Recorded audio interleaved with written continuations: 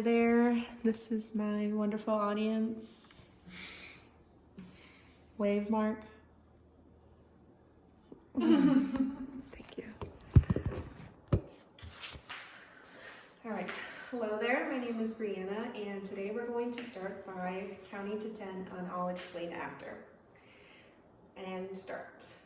1, 2, 3, 4, 5, 6, 7, 8, 9, 10. Great job. I did this to demonstrate that within those 10 seconds, 5 people needed blood. According to the Red Cross, 1 person every 2 seconds is in need of blood. And as you're aware, we're going through the COVID-19 pandemic, and it has caused a blood shortage nationwide. And that is why I'm here to tell you that you should donate blood. And I'm a credible speaker on this subject due to I've donated before, and I have been a volunteer for the Red Cross like blood drives, and for this speech it has required a bit of research. In this speech I'm going to tell you the blood shortage problem. I will explain why it is significant, how this blood shortage is both structural and attitudinal, but there is hope. Donating blood will solve this problem and within the system, and I will explain other workable solutions. Lastly, how the ramifications do not outweigh the risk. So what the problem is. A precious blood donation saves the lives of trauma patients, burn victims, patients dealing with sickle cell anemia, patients that have chronic illnesses, mothers hemorrhaging during childbirth, just a wide variety of reasons. And as we're all going through it, COVID-19 has changed everything, from a simple handshake to where we stand at the store. And unfortunately, it has negatively impacted how we receive our blood supply. According to Meredith Del Cio's article written for the NBC News, she states the majority of blood donations would typically come from high schools, universities, businesses, and as we all are aware, those have been postponed, canceled, and now people are working from home. So there's not too many options to donate. And also, it's just the misinformation that's been happening regarding just the restrictions, like what's allowed, and eligibility now with the vaccines. So, you know, it's safe to say, like, we are our only hope. There is no replacement for blood, so we need to donate. Why this problem is so significant is a depleted inventory is never a good way to describe anything, especially our blood supply. Demand has surpassed our already dwindling supply due to this pandemic, and that's for many reasons, including surgeries that have been pushed back are now being rescheduled, elective surgeries, treatments that were put off are now happening, and there has been an uptake in a lot of traumatic events, you know, such as, you know, gunshots, car accidents, and so blood banks tend to like to have about 3 days worth of supply, and in some states they're operating on less than half a day's supply. And when this happens, like a massive blood shortage like this, now blood supply goes to high and like urgent cases, which you would hope.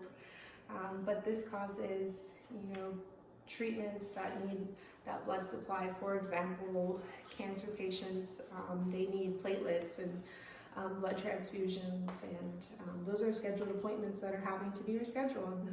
Just imagine rescheduling these life-saving appointments. We are hemorrhaging, and we need resupply, and that is us. So the blood shortage is structural and attitudinal. The reason it's structural is due to the blood bank's COVID restrictions. According to Arlene Wintraub's 2021 article titled "Keep It Flowing: Combating COVID-19 Blood Shortages in Cancer," he states, between March and June 2020, 37,000 blood drives were canceled. Blood drives are the bread and butter for the donations, and these restrictions enacted by them have inadvertently caused the increased depletion.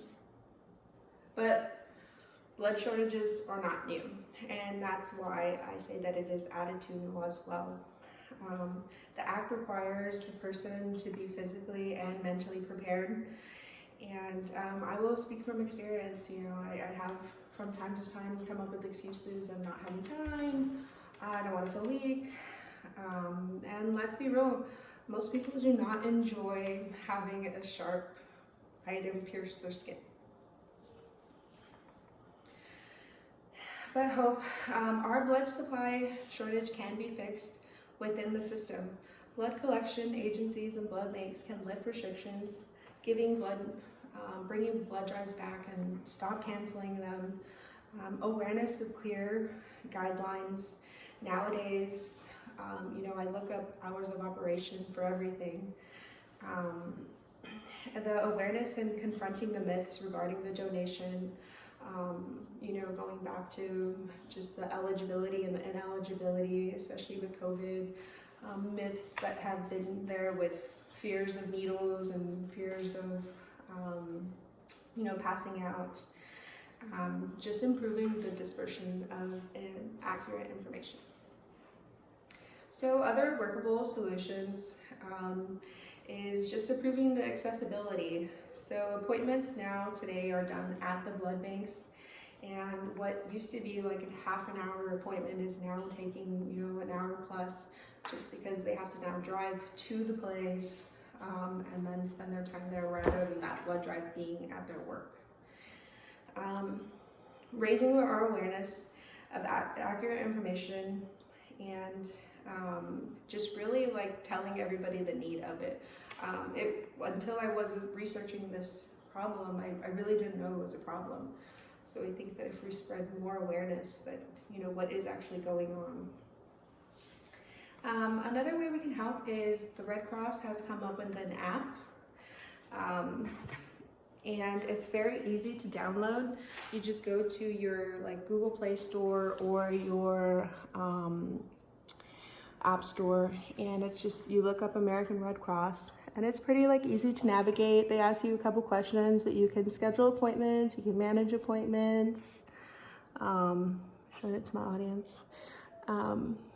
There's also contacting, there's a lot of information about blood donating.